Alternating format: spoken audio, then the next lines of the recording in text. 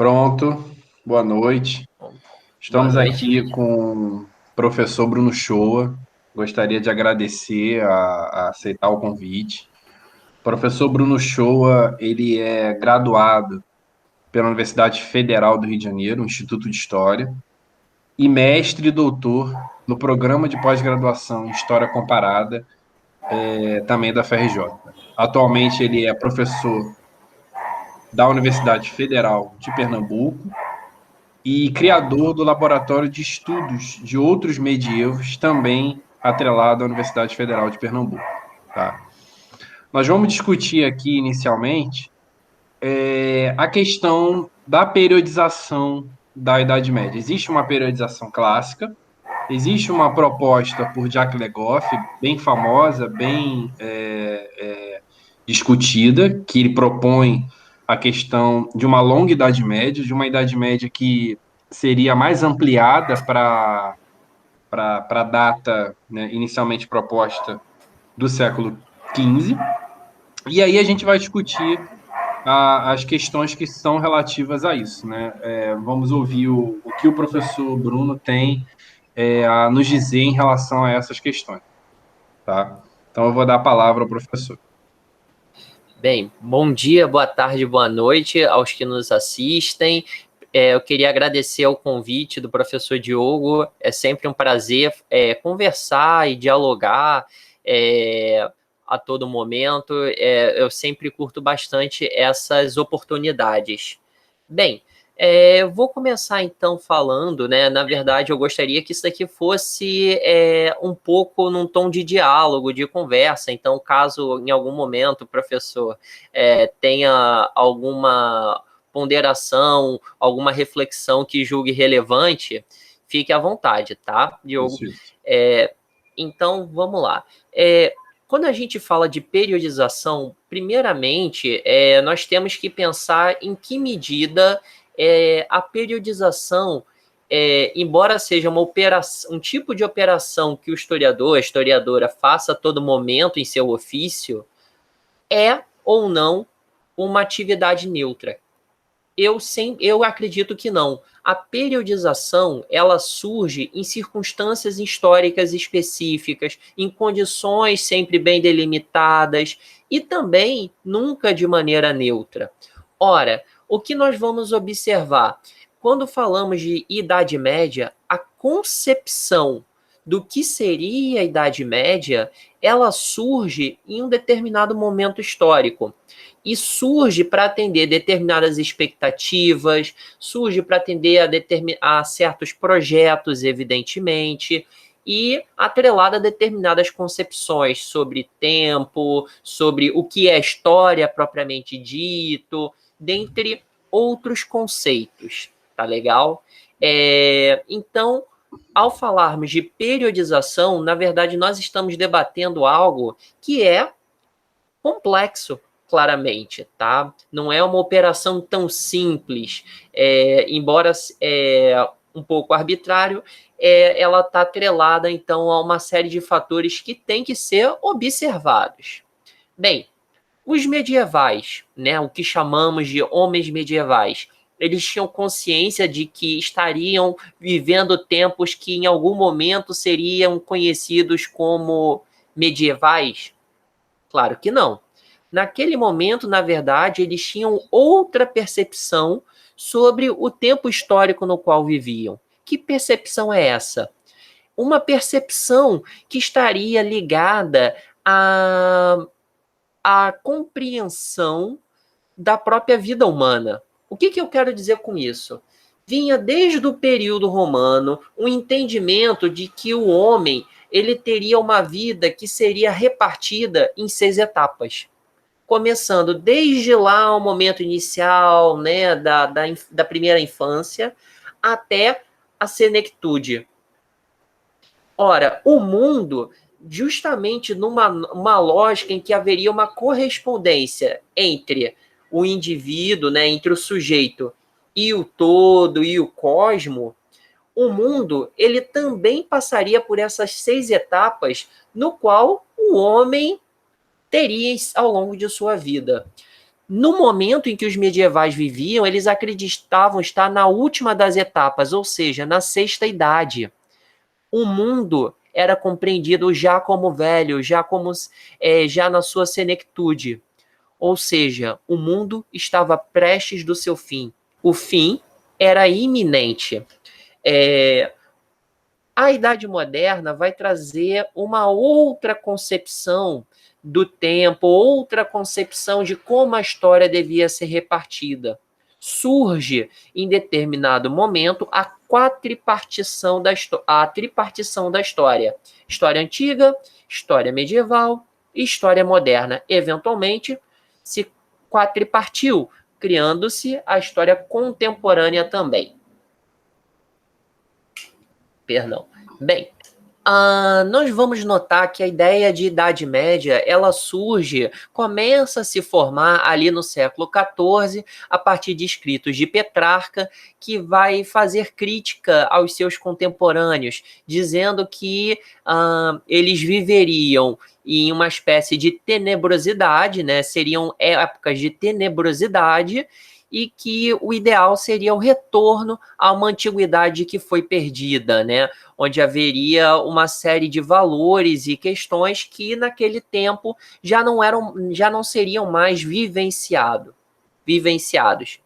Ao longo da modernidade, essa ideia de uma Idade Média equivalente a uma Idade das Trevas, ela vai se consolidando, vai se firmando, cada vez mais vai sendo cristalizado, consolidado uma compreensão de um tempo específico que poderia ser chamado de Idade Média, com uma série de características, no geral, negativas, ok? Até o século XVIII se tinha certeza que era um período de características negativas, razoável certeza, diria melhor, mas um período distintivo dos demais, um período, portanto, de trevas. No século XIX até se reabilita, mas ainda se vê uma Idade Média com ideal, uma Idade Média utópica, onde tem as origens da nação, uma Idade Média onde você vai ver formas mais honestas de espiritualidade, de vivenciar os sentimentos, como, por exemplo, os cavaleiros e a questão do amor cortês, que vai ser bem valorizado pelos românticos, mas, de todo modo, ainda assim, a Idade Média enquanto um período à parte, certo?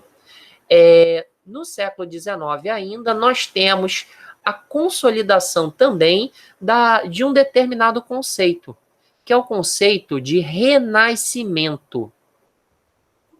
Nós vamos ver que a ideia de um renascimento esse com R maiúsculo, ele começa a se desenvolver a partir da obra de um historiador francês, que é Jules Michelet, e depois ganha muita força com a obra de um outro historiador, que é o Jacob Burckhardt, que vai ter aí até hoje uma grande influência, né? Ele é um historiador realmente bastante renomado.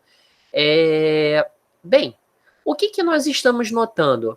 Notando toda uma construção que vai se manter ao longo de séculos, desde o momento em que surge a ideia de uma Idade Média, a ideia de uma Idade Média, de que é um período que começa em um determinado momento. Que momento? O momento da queda do Império Romano e de ascensão do cristianismo, até um momento em que nós vamos ter, seja qual for o fenômeno, mas vamos ter o advento da modernidade, ali mais ou menos no finalzinho do século V, iniciozinho do século XVI, mas um momento de mais ou menos 1000 anos em que poderíamos destacar de outros dois, a antiguidade e a modernidade, com características específicas que irão perpassá-lo e que, em determinado momento, ocorreria uma grande virada, uma espécie de ruptura, uma virada na chave, em que as coisas mudariam, rumo ao mundo mais parecido com o qual nós temos hoje, tá?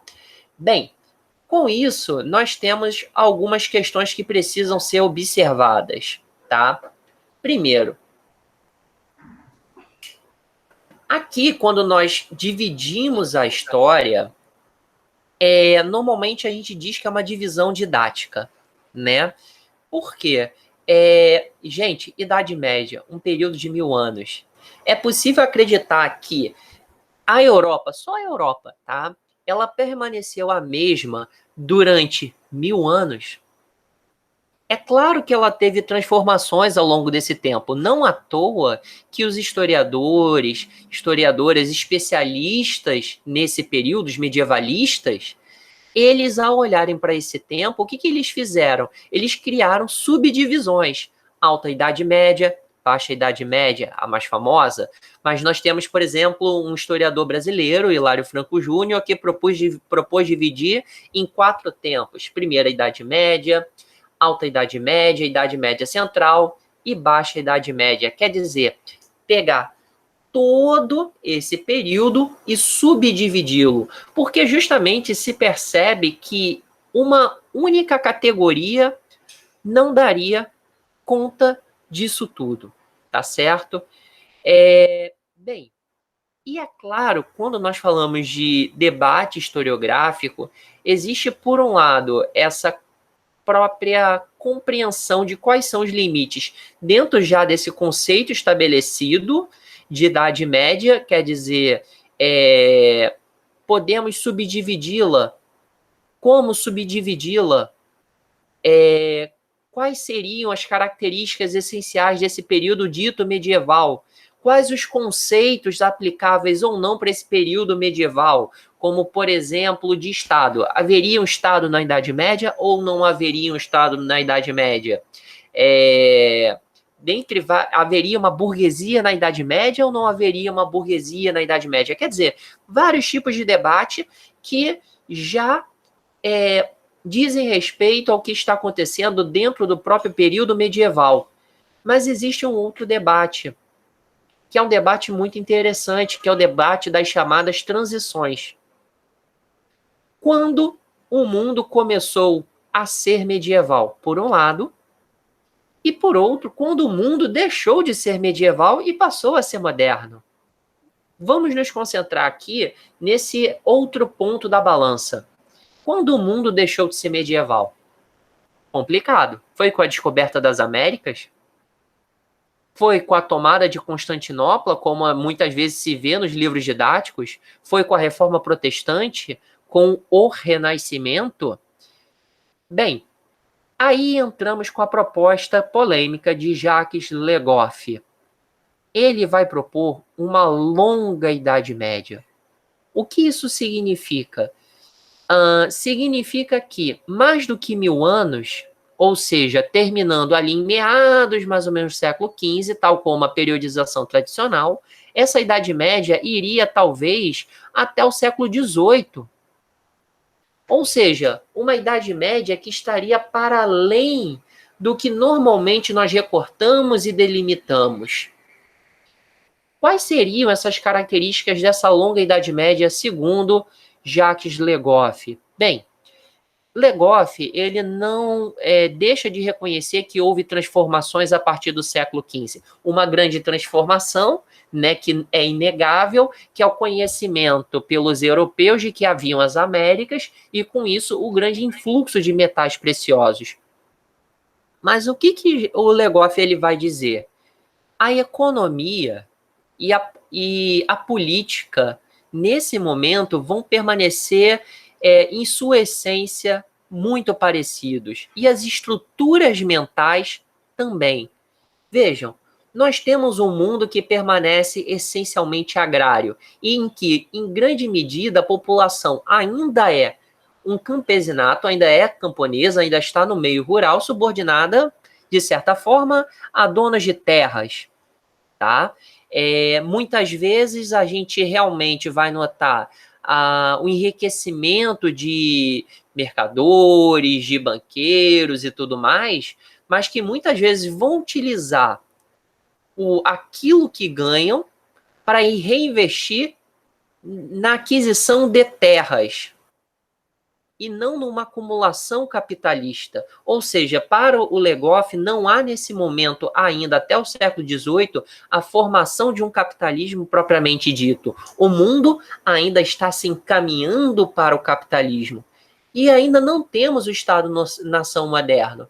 Nós temos monarquias, sim, mas monarquias que, apesar de estarem transformadas, apesar de ter uma sociedade cortesã, etc., e tal, ainda são monarquias que, em diversos elementos, seguem procedimentos, seguem mentalidades e práticas que são muito próximas das medievais. E também, em termos de mentalidade, religiosidade, mesmo com a reforma protestante, as crenças religiosas, em grande medida, elas também são muito parecidas na visão de Legoff com as que haviam ali no século XI e no século XII. Ora, e as transformações? As transformações, segundo Legoff, sobretudo as transformações técnicas, que ele não nega de modo nenhum, em grande medida, elas são resultado, fruto de transformações anteriores que teriam ocorrido ali no século IX e no século X. Por exemplo, as navegações. As navegações do século XV e XVI só puderam ocorrer graças, por exemplo, à bússola, que é uma invenção medieval, ao astrolábio, que é outra invenção medieval, aos conhecimentos cartográficos, aos conhecimentos astronômicos, que em grande medida se desenvolveram na Idade Média. Ou seja, os progressos técnicos, científicos, eles só puderam ocorrer por conta de uma série de transformações medievais. Então, quando ele questiona se houve de fato uma profunda ruptura entre ali os séculos XV e XVI, ele está tentando observar as continuidades. Quer dizer, um mundo em que o advento do capitalismo, o advento do Estado-nação e também o grau de inovações que vai ocorrer ali naquele momento são muito menores do que muitas vezes e muitas vezes nós acabamos tendendo a perceber com os nossos olhares contemporâneos, né? Que querem projetar para essa época grandes transformações que talvez para quem estava vivendo naquele momento não fosse tão admiráveis assim, que na Ou verdade era mais processual. Oi. isso é interessante também, né, para a gente repensar um conceito que nós historiadores já abandonamos há bastante tempo, especialmente no meio acadêmico, mas ainda é um conceito muito utilizado em livros didáticos, que é o conceito de capitalismo comercial, Uhum. que é um conceito que, ao meu ver, o que está pressuposto ali naquele conceito. Se for pensado o que está sendo dito, então nós teríamos capitalismo, né, há milhares de anos. Se você for, de fato, assumir o que está subjacente ao conceito. E que Uhum. para pensar na criação, de fato, de um capitalismo, é preciso pensar na questão da produção, do controle dos meios de produção, né? Isso a gente, pelo menos, acompanhar Marx, que nesse aspecto me parece bem correto nessa análise. Então, de fato, não é correto afirmar que no século XV, no século XVI, nós estamos vivendo uma situação de formação do capitalismo ou de estruturação dessa questão. Assim, do ponto de vista econômico, se a gente pega, por exemplo, tem um historiador chamado Peter Cricht, não sei se ele tem um livro chamado Capitalismo e Feudalismo Tardio, é mais ou menos Uhum. esse título, em que ele mostra que, apesar da crise do século XIV, ou até né, por conta dela, ocorreu uma retroalimentação ele utiliza o termo sociedade feudal, né? Mas, enfim, vamos dizer assim, uma retroalimentação daquelas características senhoriais que estavam ali presentes no que a gente chama aí de sociedade medieval. É, é, assim, então, de fato, você acredita que que esses conceitos eles precisam ser rechaçados, em certo sentido. O caso, por exemplo, da reforma protestante, que também às vezes é visto como uma ideia nova. Nós sabemos que ideia de reforma é uma coisa bastante antiga, já com a famosa reforma gregoriana, né, do século XIII, não é isso? Uhum. A questão do próprio Renascimento, você tem um Renascimento carolíngio no século Uhum. VIII. Então, a gente pode dizer que essa modernidade bastante medieval, bastante caracterizada por aspectos dessa sociedade medieval, ela, na verdade, ela vai trazer, né, reflexões que estão sendo desenhadas nessa sociedade europeia já há bastante tempo, já há alguns séculos. E essa perspectiva de longa Idade Média do Legoff, possível também observar alguma crítica, né, Uhum. em relação a essa visão? Ou seja, quais potencialidades, quais positividades nós encontramos na de Legoff, coisas que algumas que você já até apontou, e, e também quais aspectos poderíamos levantar de crítica ao Legoff, se é que é possível levantar a crítica em relação a essa questão. Sim, na verdade, são duas questões bem interessantes. Na verdade, tem vários pontos aí que são bem interessantes que a gente podia discutir bastante. Eu, particularmente, às vezes, assim, ultimamente eu tenho tido um pouco de problema com periodização, porque, assim, a gente meio que tem um consenso meio automático que a periodização ela é uma ferramenta didática porque ela facilita explicações, mas às vezes eu vejo como ela, na verdade, acaba sendo um pouco engessante e ela complexifica mais a explicação do que simplifica, né? Porque acaba acarretando uma série de outras questões, né? E o importante é a gente sempre ter em mente que a periodização ela nunca é rígida, né? Ela não pode ser nunca rígida. Ela, na verdade, é um instrumento teórico também. Ela tem que ser pensada como instrumento teórico e pensada e também à luz de uma série de jogos e de questões que estão para além dos embates historiográficos. Depois a gente retorna a esse ponto, que é um ponto que eu quero chamar a atenção depois, tá? Mas vamos lá. Respondendo, sim, nós temos um movimento historiográfico ali que surge na década de 20 e de 30, que é o da revolta dos medievalistas, que é chamado. Eu acho muito interessante porque teve esse nome muito pomposo, Revolta dos Medievalistas, que começa a partir de uma obra do Charles Holmes Haskins, que é o Renascimento do século XII. Hoje em dia já é um livro muito criticado, já é um livro assim que passou por todo um processo de revisão, mas é um livro que lança uma hipótese muito interessante. Ele volta a Burckhardt, ele levanta tudo que o Burckhardt disse que aconteceu no Renascimento, vai ponto por ponto dizendo, não, calma aí, isso aconteceu antes no século XII. E é muito interessante porque, assim, por um lado, nós temos aí uma nuance, um nuançar já dessa transição, quer dizer, em que medida nós temos realmente uma virada tão acentuada, né? E eu acho que esse retornar e tentar perceber, mesmo que o conceito às vezes não se aplique, um conceito, por exemplo, de capitalismo, não se aplique ao século XII, ao século XI, século XIII, que seja, ainda assim, alguns elementos que vão propiciar o que vai acontecer depois já estão começando a se formar. Não é claro num sentido teleológico, de que as coisas estão se encaminhando numa direção necessária. Não. Não é assim que eu estou dizendo, não é nesse sentido que eu estou dizendo, mas que há um processo lento, complexo, de múltiplos fenômenos acontecendo em diversas temporalidades, em diversos ritmos acontecendo, processos de curta, de média, de longa duração que vão se sobrepondo e vão confluindo para que as coisas tomem um determinado rumo, certo? E se a gente lembrar também Então, do Brodel, né? Que às vezes a sim. gente tem às vezes isso é uma coisa que preocupa muito, assim, do ponto de vista didático. Às vezes a gente tem uma concepção de um tempo só. Na verdade, você tem múltiplas temporalidades, Uhum, que muitas vezes podem até, né?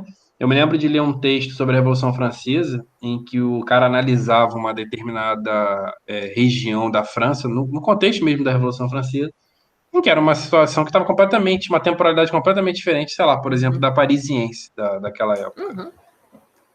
Sim, exatamente. E aí entramos no Legoff. Porque para o Legoff, a longa Idade Média, ele acaba levantando essa bandeira. Ele vai levantar essa bandeira a partir de uma perspectiva de longa duração, em que a longa duração acaba se sobrepondo à média e à curta duração. Quer dizer, ele reconhece que a curta duração, que a média duração, diversas transformações. Só que para ele, na longa duração, é que você tem os elementos de continuidade. Nós temos que ver ele enquanto um herdeiro do análise, afinal de contas, né? Inclusive, talvez aí elementos até. Você falou de Brodel, é bem interessante falar de Brodel, né? Porque faz lembrar aquela metáfora que o Brodel usava, né? Do mar. Sim, sim. Que os acontecimentos eles são somente a espuma Isso. do mar. Pois é, exatamente. Então, assim, é quase que como para ele a periodização, o que é o essencial para pensar, a periodização seria um nível mais profundo que estaria no estrutural. Quer dizer, naquilo que mais demora a mudar. Quer dizer, como a sociedade permaneceu em essência agrária, como permaneceu uma monarquia que não é ainda o Estado-nação, como ainda nós temos o mesmo tipo de flutuação demográfica que é muito ligado aos movimentos de carestia e também aos ciclos de peste, né? Porque a peste, enfim, não acaba no século XIV, ela ela era uma pandemia que se torna uma endemia, na verdade, e dentre vários outros fenômenos, se não houve uma transformação estrutural profunda, então é o mesmo período. Sim, sim, Então, sim. hum, aí entramos justamente em algumas possíveis críticas ao Legoff. Primeiramente, o que isso significa para as sociedades que não são exatamente a europeia, que é um problema mais específico para nós aqui no Brasil, né? Tem um livro que é muito famoso, que é do Jérôme Bachet, que é A Civilização Feudal. Ele faz essa discussão para a América. Sim, ele faz, e mais particularmente para o México, porque Isso, o isso. Jérôme Bachet tem um dado pessoal dele, né? O Jérôme Bachet ele é casado com uma mexicana, aí durante um tempo, eu não sei se ainda é assim, ele dava um tempo de aula na França e outro tempo no México. E hoje em dia ele não é mais medievalista, ele estuda o movimento zapatista. Ele deixou de estudar a história medieval, não Ah, é? sabia? Não, não É, sabia. sabia não? Agora Não. ele estuda os zapatistas. Ele abraçou o México. Mas ele começou uma pesquisa sobre os medievalismos no México, né? As medievalidades no México, melhor dizendo. E assim, o que significa falar de uma longa Idade Média se você não está na Europa? Particularmente se você está nas Américas.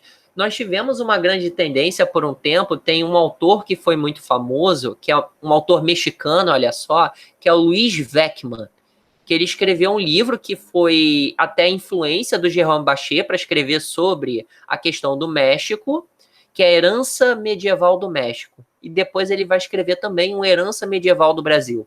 Ele é um pioneiro para se pensar Eu acho que esse tema. isso, acho que eu vi isso daí. Acho que eu li alguma coisa dessa herança medieval do Brasil. Porque É, isso também está muito relacionado à discussão, né? Porque aqui no Brasil a gente tem uma sociedade de antigo regime, não é uma sociedade capitalista, é uma sociedade pautada o Fragoso lá, o nosso professor Fragoso estudou isso uhum, muito bem, mas também não é uma sociedade medieval, né? Não é a mesma sociedade senhorial lá da Europa, enfim. uhum. Apesar de nós termos aqui todo um debate na nossa historiografia, que até é ali no início do século XX, que vai ser da questão feudal, né? Se havia um feudalismo à brasileira, né? Se o Isso, Brasil isso. passou por esse momento, que até o Caio Prado Júnior vai escrever sobre, né? Enfim. Aí já adentra em algo que não é muito da minha especialidade, mas é uma questão interessante, porque a gente vai ver o seguinte: primeiro, o que significa isso, né? A gente vai ver que muitas vezes, quando a gente pensa em resquícios medievais no Brasil, a gente pensa isso em determinadas áreas e não em outras. Onde normalmente a gente vai ver esses resquícios medievais, né? É no Nordeste e nas áreas rurais. Quer dizer, as pesquisas que vão apontar uma longa Idade Média que vai chegar ao Brasil através do colonizador prioriza uma determinada região do Brasil, que é o Norte e Nordeste, e normalmente as áreas não urbanas, né? As áreas rurais, e não as urbanizadas. Segundo, uma crítica que se faz aqui no Brasil a esse tipo de perspectiva é que você acaba apagando também as heranças indígenas e dos povos de matriz afro. Quer dizer, é só o europeu, não tem ali, é um resquício medieval, logo só europeu, não tem algo ali que também de outras contribuições nessa prática, nesse dado aí que está sendo observado? Então, nós temos esse debate que é feito. E também nós temos que pensar se, até mesmo para a Europa, isso é válido. Quer dizer, se há realmente continuidade em relação à Idade Média e não uma constante ressignificação do medieval. Vou dar um exemplo. Essas reencenações de batalhas medievais, né? Essa coisa das pessoas, como por exemplo nas cavalhadas, né? Que também tem em Portugal, das pessoas irem lá, fazerem aquelas disputas, irem para cima do cavalo, se vestirem de cavaleiros, etc. Em que medida isso é um resquício da Idade Média ou uma espécie de prática que vai ao longo do tempo sendo ressignificada e ela é por si mesmo contemporânea. E se ela continua existindo não porque o medieval resiste, mas porque de alguma maneira no contemporâneo aquilo ainda faz sentido. Sim, sim. Tá certo? Então, assim, essa longa Idade Média do Legoff, ela pode ser questionada nessa direção, tá? Sobre em que medida ela é uma referência de uma longa duração que acaba sendo, às vezes, um pouco superficial. E até mesmo se é desejável para nós, enquanto brasileiros, adotarmos Essa ela. postura. Isso. É, eu sempre me incomoda muito essa questão da periodização, até porque eu acho que nós, historiadores, eu acho que o Paul Veyne, né, já traz reflexões disso, essa inquietação também. Se você pega outras filosofias, como, por exemplo, do Bergson, né, ele vai mostrar como as nossas periodizações elas estão muito pautadas numa concepção de espaço e tempo específica, datada historicamente.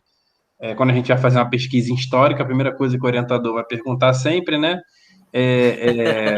qual é o seu recorte temporal e qual é a questão espacial que você está estudando. Então, nós temos ainda na historiografia uma concepção de tempo espacializada. E era uma coisa que o Bergson, lá no início do século XX, criticava já e que a gente ainda não conseguiu se desvencilhar. E essa concepção espacializada de tempo, dessa dimensão temporal, muitas vezes nos leva a nos prender a periodizações clássicas. Então, assim, me parece que o Legoff, mesmo quando traz essa reflexão da longa duração, que foi extremamente importante para quebrar mesmo a ideia de uma transição do feudalismo para o capitalismo, ou uma ideia de novidade ali no século XV,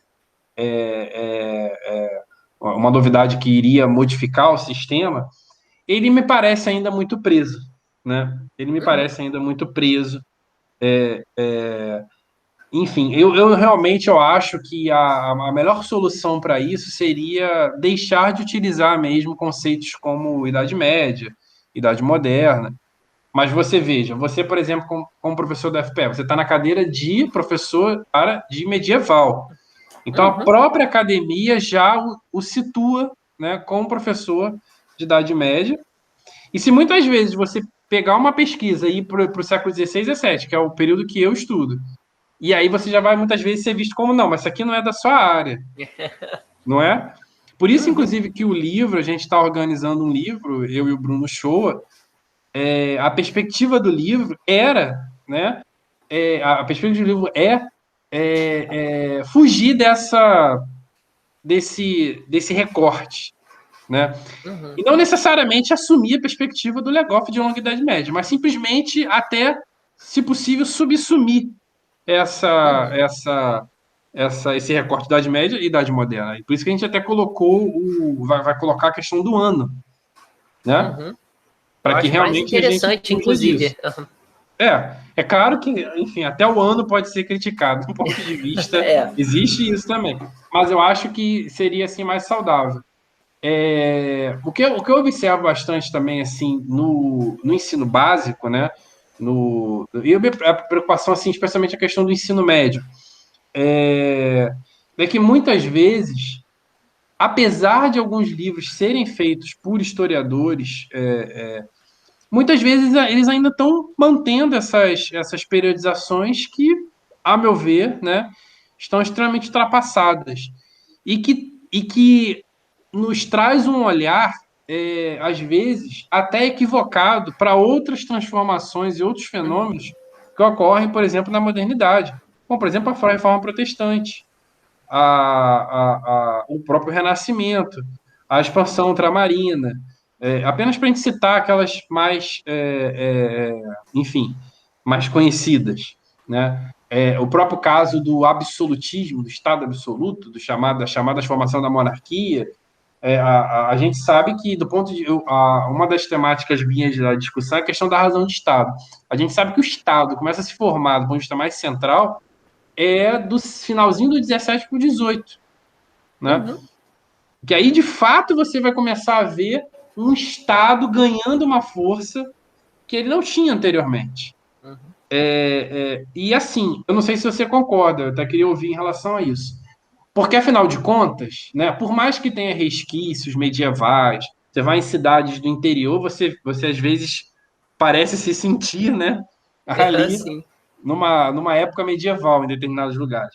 Enfim, por mais que tenha resquícios, apropriações, talvez seja a melhor categoria, querendo ou não, nós não estamos mais na sociedade medieval. Isso é um dado, Uhum, certo? sim. E aí eu não sei se você concorda, eu queria ouvi-lo e se você poderia até acrescentar alguma coisa em relação a isso.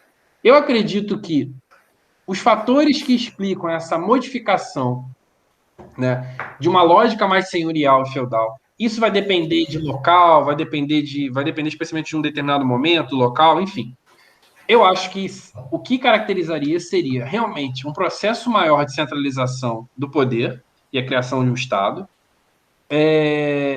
Dois, quando de fato a questão do capital está presa à questão da produção, e aí de fato é possível se falar na formação de um capitalismo para a Inglaterra no século XVII, para alguns lugares na Europa XVIII, XIX, e quando a sociedade ela começa a deixar de ser predominantemente agrária. Isso também vai demorar bastante na Europa, né? Enfim, porque mesmo quando a gente pensa na formação de cidades na época medieval, no início da chamada modernidade, essas cidades têm um caráter agrário, né? Uhum. Elas têm um caráter agrário. Elas estão profundas, elas não estão separadas como muitas vezes a gente tem essa noção atual. Elas estão profundamente atreladas à questão agrária. Aí Uhum. eu queria saber se você concorda, ou se você tem alguma outra coisa a acrescentar É, em relação a eu, isso.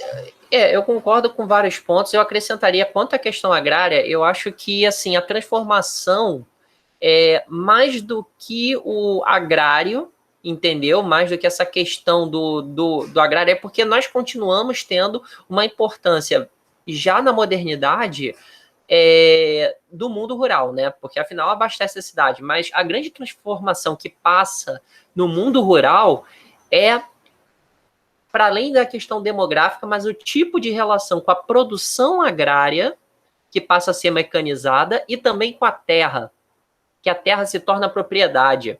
Na Sim, sim. medida em Entra no que contexto da produção, né? exatamente, entra no contexto da produção. Quer dizer, a relação daquele que trabalha a terra com a própria terra na qual trabalha muda completamente. Se você vê que, por exemplo, o antigo camponês ele tinha determinados direitos em relação às terras comunais, e ele passa a não ter mais, como direito a caçar determinados animais, né? Ele deixa de ter o direito a usar o moinho da terra, né, a um preço, isso tudo passa a ser propriedade do senhor, que pode passar, então, a vender tal como ele quer, né, passa a ser uma propriedade privada, propriamente dito. Bem, você tem uma mudança aí da relação com a terra. Eu gosto de pensar muito em termos que um historiador disse, medievalista, que é o... Nossa, tá me fugindo o nome dele. Alain Guerreau. O Alain Guerreau, ele diz que a grande virada para a modernidade, ela se procede no século XVIII com uma dupla fratura conceitual, a do Dominion e da Eclésia. Dominion, né? Aquela lógica justamente de que esse mundo, né, do Senhor e tudo Sim. mais, em que o poder do Senhor deixa de ser aquele, né, de até onde você consegue efetivamente exercê-lo. Isso começa aos poucos a se tornar o mundo da propriedade privada e tudo mais, né, do capitalismo propriamente dito. E do ponto de vista da eclésia, a visão da eclésia. Eclésia a gente traduz do latim como igreja, mas a nossa noção de igreja, né, como a gente normalmente, o que a gente quer dizer com igreja não é exatamente o que se queria dizer com eclésia. Eclésia é uma noção muito mais abrangente, né, que seria da comunidade dos fiéis, tá, que é o conjunto completo dos fiéis, que tem até uma dimensão cosmológica por trás, quer dizer, de uma ideia de que existe uma certa cosmovisão por trás dessa comunidade. Então, há essa fratura ocorrendo tanto no sentido da eclésia, quanto também a fratura conceitual do domínio. E a partir daí é que você tem o advento da modernidade. Isso, de acordo com Alain Guerreau, eu acho que é uma visão interessante. Sim, sim. O Alain Guerreau, ele traz reflexões interessantes em relação a isso. Eu acho que assim essa grande contribuição de pensar essa questão da periodização, né, é para a gente poder realmente compreender um pouco mais algumas coisas que estão, porque nós sabemos que a nível pelo menos de ensino médio, se concentra muito do que se chama de moderna para lá, né? Sim. E isso é muito ruim. Hoje em dia eu estou observando, né, e pontualmente aqui na escola do Nossa Senhora das Dores também, que houve uma certa valorização da questão medieval, tá? Sendo mais trabalhado, porque na nossa época a gente trabalhava lá na sexta série, né? E depois nunca mais. A Uhum. verdade é essa, depois nunca mais a gente trabalhava Idade Média. Hoje em dia está trabalhando um pouquinho mais, eu mesmo em uma turma, eu trabalho, uma turma de itinerário, que é uma coisa mais de concentração, trabalho com eles essa questão. Mas assim, muitas vezes fica de moderna para lá. E isso traz um Uhum. olhar assim muito muito enviesado em relação a essas discussões importantes da modernidade, né? Então, assim, para terminar, para não tomar mais tempo, que já estamos bastante tempo já, nem está conseguindo ver aqui quanto tempo a gente está. É, Mais ou menos 1 hora. é, o 10 minutos que eu falei contigo, né, virou 1 hora. Relaxa, para mim, assim, se puder, eu fico até 2, 3 horas aqui, não tem problema. O que você assim poderia trazer assim de recomendação para um professor, né, do ensino básico, na forma como tratar a questão da Idade Média e também isso que, né, classicamente ficou conhecido como a passagem da Idade Média para a Idade Moderna, como ele pode, né, contribuir para que um aluno tenha um olhar mais apurado em relação a essas questões. Certo. Eu acho que, para começar, tudo depende um pouco também de qual é o material didático que esse professor está lidando e o quanto ele tem de autonomia no ambiente escolar, que a gente sabe que isso faz muita diferença. Nossa, essa é uma questão muito boa e realmente bem essencial. Me pegou um pouquinho de surpresa, mas é porque, assim, eu tive uma experiência de ensino fundamental que foi em escola particular. Então eu tinha muito pouca autonomia, pouco tempo, e eu era muito preso no livro didático. E era um livro didático que, assim, era uma perspectiva muito linear de tempo. Aquela coisa da linha do tempo mesmo, bem tradicional. E, às vezes, eu acho que, como eu disse, isso acaba atrapalhando mais do que ajudando. Por quê? Porque, assim, às vezes, quando você bota a coisa muito linear, isso condiciona o aluno a pensar tudo de forma etapista. Primeiro uma coisa, depois outra, depois outra. Tem um exercício que foi muito interessante, que uma vez me sugeriram. Você já parou, assim, sugeriram para adultos, é claro, né? Você já parou para pensar que Marx e Abraham Lincoln eram contemporâneos? Quer dizer, a gente tende a pensar as coisas que às vezes são simultâneas, que existem ao mesmo tempo, né? De forma separada, em caixinhas separadas. Por quê? Porque a gente compartimentaliza o conhecimento. Não há muito como fugir disso, a gente precisa, de alguma forma, condicioná-lo em algumas caixinhas até para ser inteligível. O grande problema dos conhecimentos, sobretudo nas ditas ciências humanas, né? A gente precisa compartimentalizar, mas a gente o faz de uma forma que acaba ainda seguindo uma compreensão muito linear de tempo. Então, eu creio que a primeira coisa que precisa ser feita é abolir as linhas do tempo. Assim, e a gente, ao invés de adotar linhas do tempo, a gente adotar outras formas, pensar outras formas de passar essas noções temporais. Como seria isso? Eu não tenho uma resposta definitiva, mas a gente precisa pensar outra maneira que ainda tenha sua funcionalidade didática de representar, tá? Porque tem que ter uma representação gráfica, sobretudo para facilitar o diálogo com esses alunos que são do sexto ano, talvez até do sétimo, por uma questão didática, né? Eu creio que uma representação imagética é sempre muito bem-vinda. Mas como fazê-lo sem recorrer à linha do tempo? Eu acho que nós temos que nos propor esse desafio, que sem fazer isso vai ser um pouco difícil a gente superar um outro problema que já nós identificamos que temos, né? Que é justamente esse problema de uma transição que a gente não consegue demarcar, de uma periodização que a gente já reconhece como insuficiente, porque também está preso a uma linearidade, né?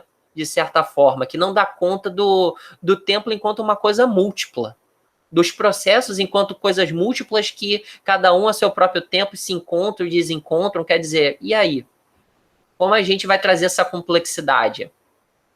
Superando a linha do tempo enquanto representação gráfica. Enquanto representação gráfica que mesmo no caso de um livro de qualidade, que tenta até fugir disso, até o caso da escola, o livro é muito bom, mas querendo ou não, aquilo tá ali, né? Meio que. Às vezes, sabe o que eu me subjacente. pergunto? Sabe o que eu me pergunto às vezes? É porque muitas vezes a resposta que eu recebo vai numa direção meio, não, porque assim é mais didático, é mais fácil explicar, é assim os Isso. alunos conseguem entender. Aí eu fico me perguntando, não, calma aí, Será que está será que entendendo, isso né? é mais fácil? Primeiro, se eles estão entendendo. Segundo, se é mais fácil para os alunos entenderem ou se é mais fácil para nós explicarmos.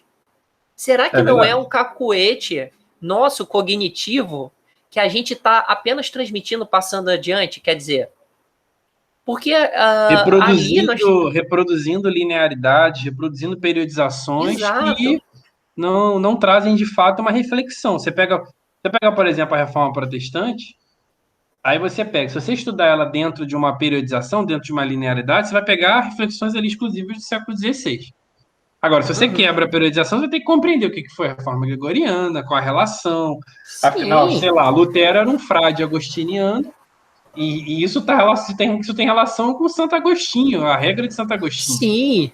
E mais do que isso, nós temos que pensar até mesmo essa questão da temporalidade de outra maneira, porque nós estamos com uma geração que teve uma grande e profunda ruptura em relação à nossa geração de percepção de tempo, né? Nós vínhamos assim da aceleração no tempo, tudo mais, ok, mas nós temos uma geração que tem outra percepção do tempo, que lida com o tempo de outra maneira e lida com a espacialidade também de outra maneira. Então não é apenas o tempo, mas também a espacialidade. Como é que nós vamos lidar com a geração que está super conectada? Essa geração que foi criada em rede, certo? Que é Verdade, verdade, verdade. do instantâneo, tá entendendo? Então a gente precisa recondicionar a nossa própria percepção de temporalidade, porque o que a gente julga mais fácil de explicar, Pode que não ser, né? pode não ser a mais eficiente, mas pode, assim, eu sinceramente eu acredito que já não era para nós. Sim. Acabou passando. Até porque também estava pressuposto ali na nossa noção de temporalidade, espacialidade, era sempre pautada em ideia de causa e consequência. Causa e consequência. E aí, Isso. nessa série de causa e consequência, a linearidade ia andando. Uhum. É aquela coisa bem mecanicista, né? Isso. Que é, enfim. Eu acho que hoje realmente os estudantes, de uma forma geral, eles têm uma percepção realmente de tempo diferenciada, assim. E que talvez fosse até mais compreensível, assim, para explicar isso. Acho que é uma coisa bem interessante isso que você falou. Sim, e veja bem que eu estou dizendo também é uma outra percepção também de espacialidade, né? Porque as Sim, duas coisas andam juntas, né? sim, Porque sim, sim. o historiador muitas vezes ele pensa muito no tempo e ele esquece de pensar também o espaço, Verdade, verdade. né? Tanto é que Mark Bloch, quando fez a definição, né, a história é a disciplina, né, dos homens no tempo, No mas também tempo, no espaço, né? sim. Também no espaço. A gente tem que pensar a categoria espaço também. E o que é o espaço para essa atual geração? Aí, retornando à longa Idade Média do Legoff, é uma longa Idade Média para quem? É uma longa Idade Média ainda pensada em função de uma modernidade europeia, quer dizer, não, ali não, a Idade Moderna a modernidade não começa no século XV. Ali ainda é uma Idade Média. Uma Idade Média, vamos jogar a Idade Média até o século XVIII. Mas a referência da narrativa continua sendo a Europa. Verdade, Continua sendo eurocentrada. verdade. Tanto é, um livro que eu gostaria de deixar sugerido, que é esse aqui, não sei se... Foi o que eu passei para os professores. Eu passei um capítulozinho exatamente desse livro. Ah, massa. Foi qual? Foi... Foi. Oi. Deve ter dado uma caída. Foi a da longa Idade Média. Ah, beleza. Eu acho bem interessante o último capítulo. O último capítulo, o Legoff reconhece que a Idade Média é um conceito insuficiente, né, na medida em que ele só serve para a história europeia. E que a função da periodização qual é? É para cada localidade você criar a sua própria periodização, Sim, reconhecendo que existe a concomitância para depois comparar. Quer dizer, existe a Idade Média na Europa Ocidental, mas talvez em Bizâncio existisse outra coisa. O que é essa outra coisa? No Verdade, Islã, verdade. outra coisa. Na África, Sim, outra sim. coisa. E depois, calma aí, elas coexistem. Tá, ok. Vamos comparar essa Idade Média com essa outra coisa que existe, sei lá, na Ásia, na China, digamos. Sim, sim. Foi a É solução o que ele caso aqui encontrou. mesmo do Brasil, né? No Brasil a gente não pode falar que é uma sociedade feudal, que é uma Idade Média e tal. Uhum, É uma sociedade de antigo regime, mas também que vai se criar numa outra lógica, por causa, se você for pensar na questão da escravidão, do tráfico atlântico, que não é a mesma situação da, sei lá, de uma França do século XII, né? Do que a gente chama de uhum, França hoje, do século XII. Não tem essa questão da escravidão dessa forma como teve no Brasil.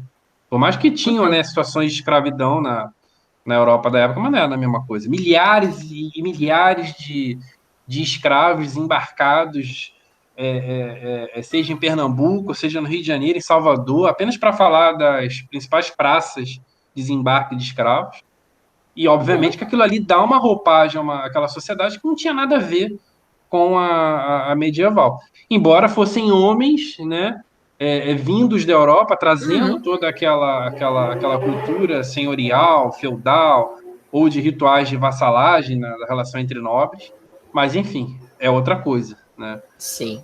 Uhum. Concomitante, mas outra coisa. Assim, se a gente for pegar para Sim. o Império Persa, para o Império Mogol, né, que tem ali na Uhum. coisa, Safáfida, enfim, vocês vão ver que são outras coisas completamente diferentes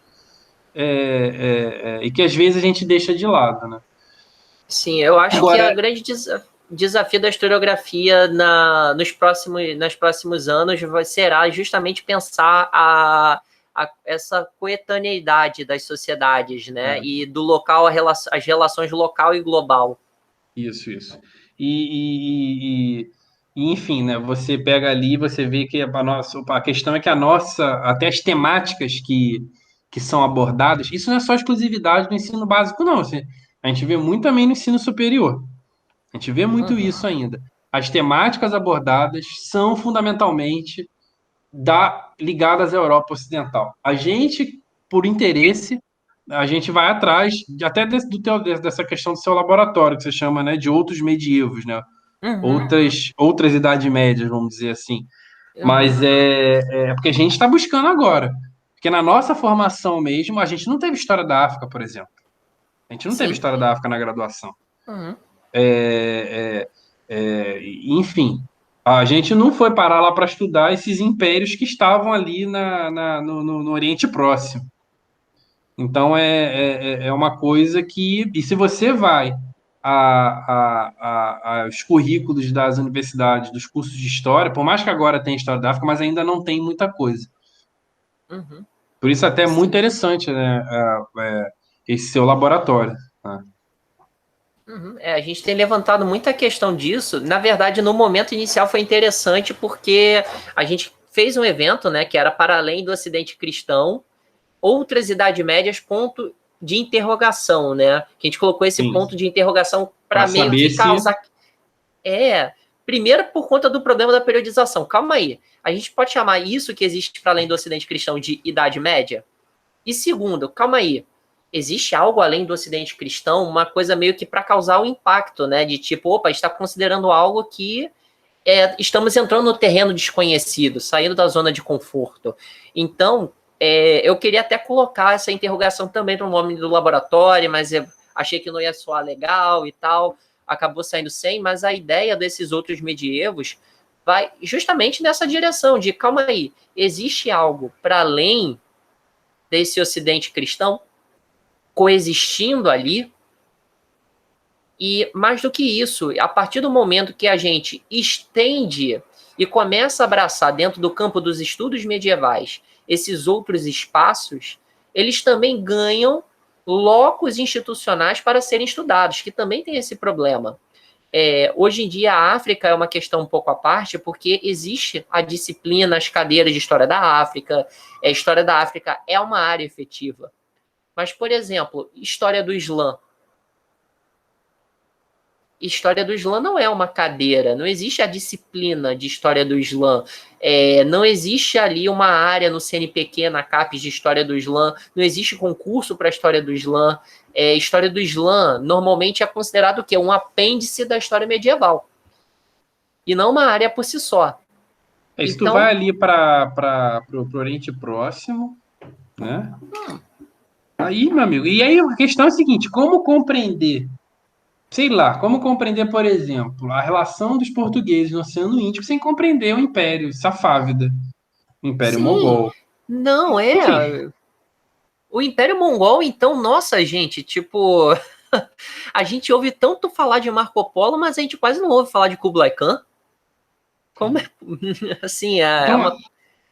você pega ali, tem muita coisa ali que ajudaria, dentro dessa perspectiva de história conectada, história global, que talvez nos ajudaria até em compreender melhor a nossa própria historicidade, né? A historicidade Sim. disso que nós chamamos de E, Brasil.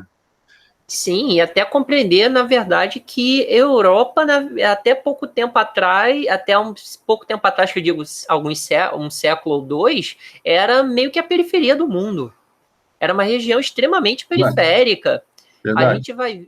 Era assim, era uma região pobre, assim, se comparada, por exemplo, ao Império Chinês.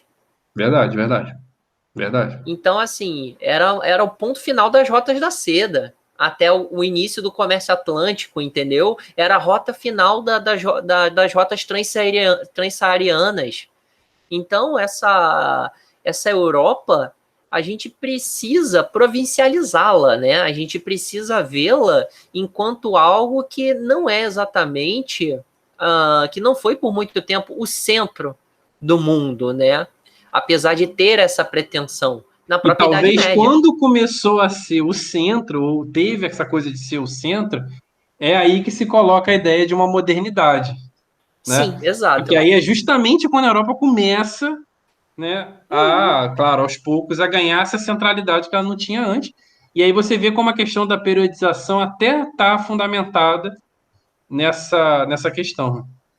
Sim, tanto é que assim, se a gente pega alguns autores, o que define a modernidade é justamente esse momento, esse ponto de virada, né, essa grande virada da chamada grande divergência, né, em que, enfim, né, você vai ter a Europa deslanchando, tendo esse takeover, né, em relação ao resto do mundo e É. conseguindo ter um acúmulo que outros lugares não tiveram. Isso, eu até esqueci o nome de um historiador agora. Eu li um capítulozinho só dele, que é o Roubo da História. Ah, o Jack Good. Isso, exatamente.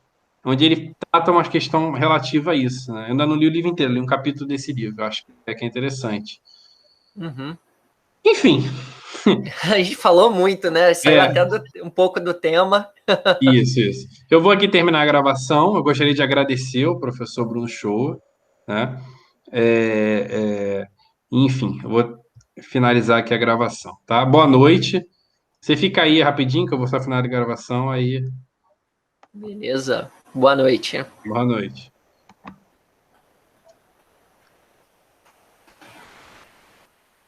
Interrompeu.